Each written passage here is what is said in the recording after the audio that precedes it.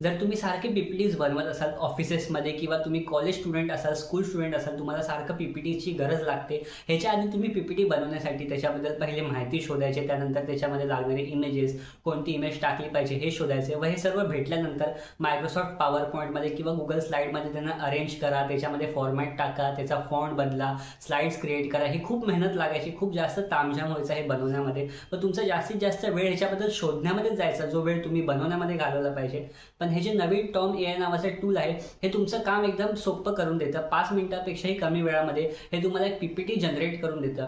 तुम्हाला कोणत्या specific टॉपिकबद्दल PPT पाहिजे तर तुम्ही फक्त याच्यामध्ये इन्सर्ट करा की मेक अ पीपीटी. आता उदाहरण घेतलं तर make a PPT on artificial intelligence असं जर तुम्ही ह्याच्यामध्ये फीड केलं तर तुम्हाला तो एक आर्टिफिशियल इंटेलिजन्सवरती रेडीमेड पूर्ण पीपीटी बनवून देईल. सर्व स्लाइड्स फ्रंट पेजपासून लास्ट पेजपर्यंत कोणत्या स्लाइड्स असल्या पाहिजे हे सर्व तो रेडी करून देईल. फॉर्मॅट सकट, त्याच्यामध्ये असणारी इन्फॉर्मेशन, त्याच्यामध्ये असणारी इमेजेस हे सर्व तो स्वतःहून जनरेट करतो, स्वतःहून बनवून देतो. व ह्याच्यानंतर तुम्हाला जर असं वाटलं की ही स्लाइड बरोबर नाही आहे किंवा हे एक पेज बरोबर नाही आहे, मला अजून जास्त इन्फॉर्मेशन मला पीपीटी पाहिजे, तर त्याला तुम्ही ते सांगू शकता. तो अजून जास्त इन्फॉर्मेशन मला पीपीटी तुम्हाला जनरेट करून देईल. आणि ह्याने जनरेट केलेला जो पीपीटी आहे तो तुम्ही एडिटही करू शकता. असं नाही की एक पीपीटी बनला मग तो परत एडिट होणार नाही.